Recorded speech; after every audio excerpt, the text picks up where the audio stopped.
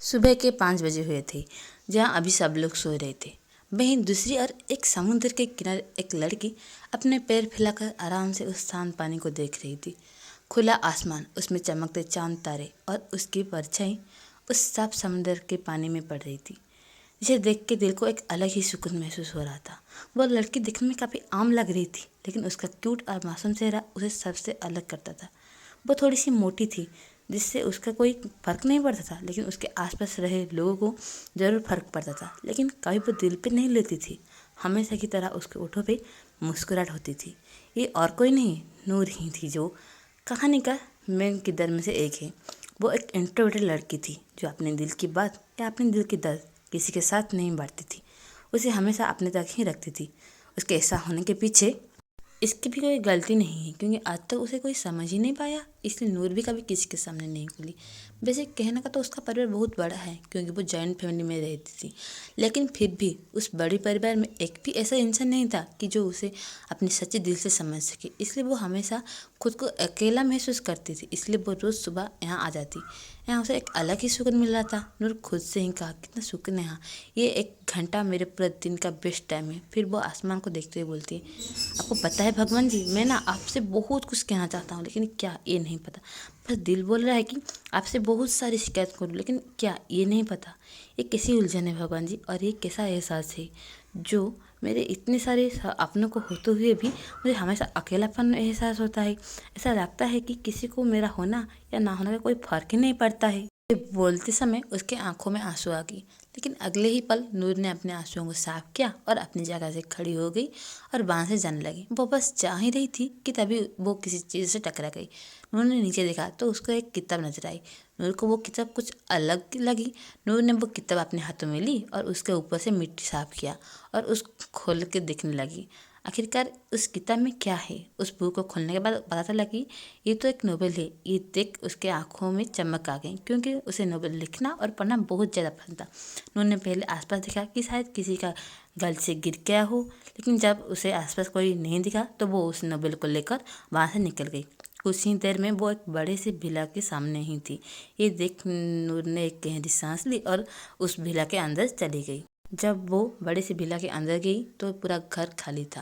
वहाँ सिर्फ एक नौकर थी, जो अभी किचन में खाना बना रही थी। नूर को याद आया कि सब लोग तो गोवा घूमने गए हैं और कैसे यहाँ सब लोग उसे यहाँ अकेले छोड़ के चले गए। उसे याद आया कि कल रात को जब वो सोने जा रही थी तब उसके माँ उसके पापा से बोल रहे थे कि मुझे तो समझ ही नहीं आ रहा है कि ये नूर इतनी मोटी क्यों है। हमारे घर में तो कोई ऐसा नहीं है, फिर पता नहीं ये नूर इतनी मोटी क्यों है। इसमें नूर के पापा जसवंत जी ने कहा कि हाँ, जब भी मैं अपने किसी बिजनेस पार्टनर से नूर का मिला हुआ हूँ तो सब लोग मुझे अजीब नज़रों से देखते हैं। एक यही वजह है कि मैं नहीं चाहता कि वो हमारे साथ गोवा आए। वहाँ हमारे फ्रेंड्स भी हो गए और उन सबके पीछे मैं शर्मिंदा नहीं होना चाहता हूँ। जब नूर ने अपने ही माँ पापा के मुंह से खुद के लिए ऐसी बात सुनी तो उसका मासूम सा दिल टूट के बिखर गया। उसकी आंखों से लगातार आंसू बहने लगी और वो बिना कुछ बोले वहाँ से रोते हुए अपने कमरे में चली गई।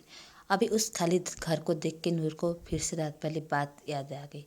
इससे उसकी आंखों में आंसू आ गए, लेकिन फिर से तुरंत अपने आंसुओं को साफ करते हुए अपने रूम में चली गई। कुछ देर बाद वो नहा के नीचे गई और नाश्ता करके वापस अपने कमरे में चली गई।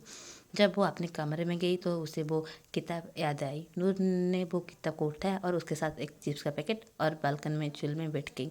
नूर ने काफ़ी एक्साइटेड के साथ किताब को खोला। जब उसने 1-2 पेज पढ़ा फिर उसकी आंखों अचानक हैरानी के साथ चमक गई, क्योंकि उस नोवेल के हर एक पेज पे कुछ लिखा हुआ था और उसके पास वाले पेज में उस नोवेल से रिलेटेड तस्वीर छपी हुई थी, जो बिल्कुल रियल जैसा लग रही थी, जिसे उसका पढ़ने में इंटरेस्ट और भी ज़्यादा बढ़ गया। जब उसने उस कहानी का मेन लीड रुद्र का तस्वीर को देखा तो वो देखते ही रह गया, क्योंकि वो काफ़ी ज़्यादा हैंडसम और गुड लुकिंग लग रहा था। नूर ने उस तस्वीर पे हाथ फेरा, लेकिन अगले ही पल वो उदास हो गई। उसने खुद ही बड़बड़ाया, नूर तू ऐसा खुश कैसे हो सकता है।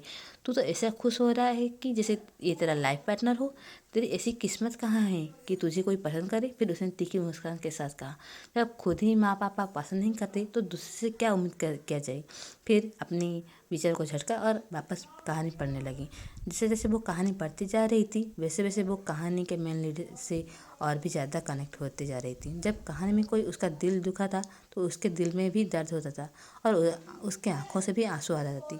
उस कहानी में रुद्र का एक एक्सीडेंट होने की वजह से वो चल नहीं सकता था और इसकी वजह से उसके मांगते दिया उससे हर रोज़ काफ़ी बदतमीज से बात करती थी। रुद्र दिया को हद से ज़्यादा प्यार करता था, इसलिए दिया उससे कितने ही बदतमीज से बात करे या उसका दिल दुखाए फिर भी रुद्र हंसते हुए उस बात को टाल देता और हमेशा उसे खुश करने की कोशिश करता रहता। लेकिन उसकी इस अच्छाई का असर दिया पे कभी नहीं पड़ा, यहाँ तक कि वो रुद्र के सामने ही दूसरे लड़कों के साथ चिपकती रहती। लेकिन रुद्र अपने प्यार की वजह से फिर भी उसे कुछ नहीं कहता, क्योंकि उसके लिए वो काफ़ी था कि दिया उसके साथ रहे। पूरी कहानी में दिया रुद्र के काफ़ी ज़्यादा परेशान करती है, हर्ट करती है, लेकिन दिया को ना ही कभी अपनी गलती का एहसास हुआ और ना ही रुद्र के सच्चा प्यार का। और जब उसे समझ आया तो रुद्र उससे इतना दूर जा चुका था कि फिर कभी रुद्र का चेहरा ही नहीं दिख पाया। इस कहानी को पढ़ते पढ़ते नूर को रात हो गई। जब उसने आखिर पेज पढ़ के उस किताब को बंद किया तो नूर ने उस किताब को अपने सीने से लगाते हुए चांद को देखा और एक ही शब्द बोला, रुद्र। ये बोल उसके आंखों में आंसू आ गई। उसने खुद से ही कहा, आज तक मैंने कितनी सारी कहानियाँ पढ़ी है लेकिन ऐसा पहले कभी नहीं हुआ। रुद्र का दर्द मुझे क्यों महसूस हो रहा था?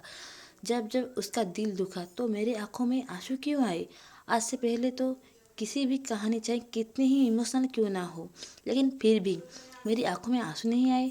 फिर इस कहानी में ऐसा क्या है कि इस रुद्र का दर्द मुझे महसूस हो रहा है?